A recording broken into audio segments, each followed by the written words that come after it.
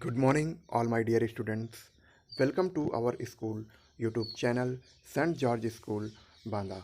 Students, I am Ashish Misra, your science teacher, and today I upload the next video related from class 9th, subject science, physics, chapter 9, force and law of motion.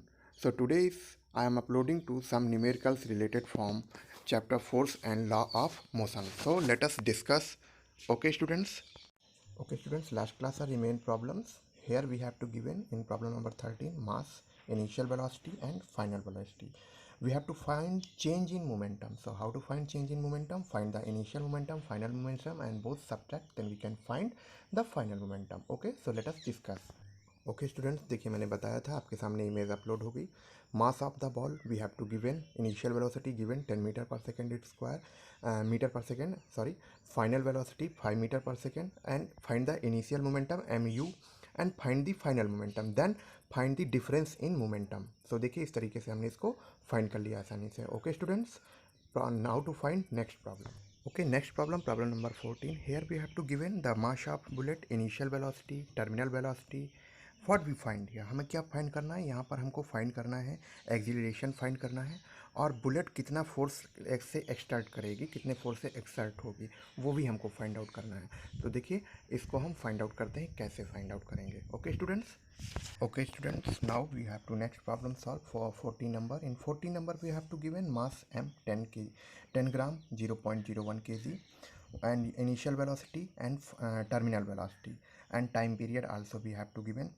So find from the v is equal to u plus 80 from acceleration we have to find from here minus 5000 meter per second square. Then after take a next equation s is equal to V square plus C square 2as से इसको find out करेंगे. यहाँ से हमारा S find हो जाएगा. So now we find f is equal to m a से find. Okay students, next problem है जिसमें एक ऑब्जेक्ट का मास हमको गिवन है एंड इसमें हमें वेलोसिटी गिवन है, इनिशियल वेलोसिटी गिवन है दोनों ब्लॉक की और ऑब्जेक्ट की.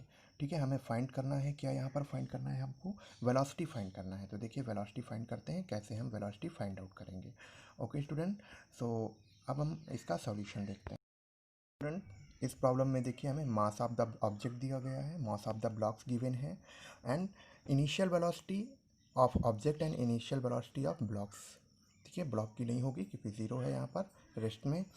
तो अब यहाँ से हम रिजल्टिंग ऑब्जेक्ट फाइंड कर लेंगे और मास फाइंड कर लेंगे. तो वो कितना हो जाएगा, 6 kg हो जाएगा. दोनों को ऐड कर देंगे, टोटल मोमेंटम फाइंड कर लेंगे बिफोर द कॉलिजन. ठीक है, और कॉलिजन के बाद फाइंड करने के बाद जो हमें इसे फाइंड करनी है, लॉ ऑफ कंजर्वेशन मोमेंटम से टोटल मोमेंटम फाइंड करना है before the collision equal to the total momentum post the collision. Collision के इक्वल होता है दोनों कॉलिजन. तो m1 plus m2 into V is equal to total momentum कर देंगे. तो यहाँ से हमारा वेलोसिटी फाइंड हो जाएगा. Okay, next. Again student, we have to given in this question mass of the object and initial and final velocity and time period also we have to given. Again here to find it the initial momentum and final momentum and also find the magnitude force exerted on the object. हमें force भी find करना है, किस force से वो exert करेगा. तो ये हम इसमें find करते हैं. ओके, देखिए हमें क्या बताया मैंने, मास गिवन था, mass initial velocity and final velocity, time period also we have to given. So find here the initial momentum and final momentum and find from the first equation acceleration and then after you can find the F is equal to ma. So F force is 50 Newton. Okay, so thank you. Now discuss next problem. Okay students, so next problem number 17.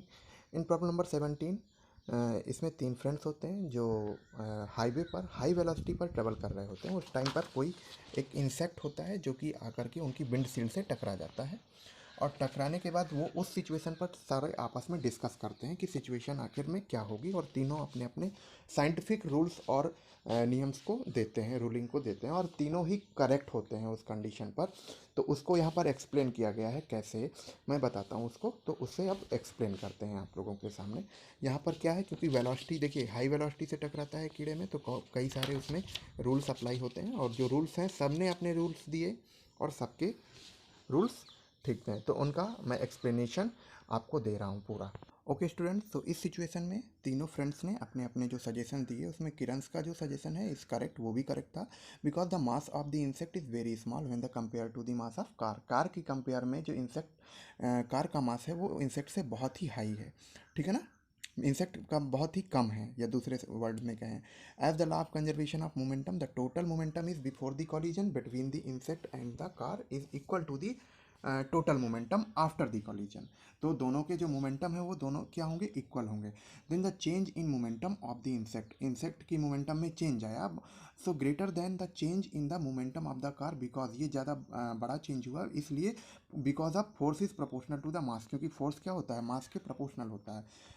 As the same way, Akhtar's suggestion is also correct because the mass of the car is very high and the force exerted on the insect during the collision is also very high. जो जिस collision से जितने force से टकराया होगा वो भी बहुत ज़्यादा रहा होगा, ठीक है। तो उससे क्या हुआ, इंसेक्ट क्या हुआ, मर गया। So is the partially correct. So next is the during the collision is also very high. So Rahul suggestion is partially correct. Rahul का सजेशन कुछ हद तक करेक्ट है। क्या करेक्ट है, as the per third law of motion, मोशंस के third law के according the force is exerted by the insect on the car is equal to the opposite to the force exerted by the car. जितना force आप apply करेंगे उतना आपका repulsion मिलेगा, वो भी करेक्ट है by the car. And Rahul suggestion that the change in the momentum, Rahul का जो सजेशन था वो चेंज इन क्या था, मोमेंटम की, मोमेंटम में जो चेंज हुआ उस कारण ये ऐसी सिचुएशन हुई। तो इस पूरी सिचुएशंस को हम समझ सकते हैं और बहुत ही इंटरेस्टिंग प्रॉब्लम है, आप लोग इसको कंप्लीट कर सकते हैं। अब नेक्स्ट प्रॉब्लम हम देखते हैं, आपका लास्ट प्रॉब्लम है प्रॉब्लम नंबर 18।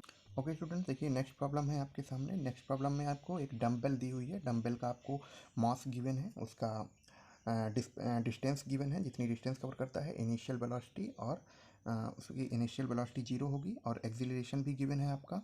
आपकी टर्मिनल वेलोसिटी यहाँ पर फाइंड करना है, या कहें कि मोमेंटम ऑफ डंबल फाइंड करना है, तो हम उसको देखिए फाइंड आउट करते हैं। ओके स्टूडेंट्स, देखिए इसमें हमें क्या दिया हुआ था, देखिए ये मास दिया हुआ था डंबल का, डिस्टेंस दी हुई थी, एक्सीलरेशन दिया हुआ था, टर्मिनल वेलोसिटी हमको फाइंड करनी थी। तो देखिए हमने मोमेंटम फाइंड किया सबसे पहले, जिस बॉल से हिट करेगा एम, फिर V square minus U square 2as से हमने यहाँ पर v की वैल्यूज़ को फाइंड कर लिया, सारी वैल्यू पुटअप करके। तो इस तरीके से ये हमारा आंसर क्या हो गया, फाइंड आउट हो गया।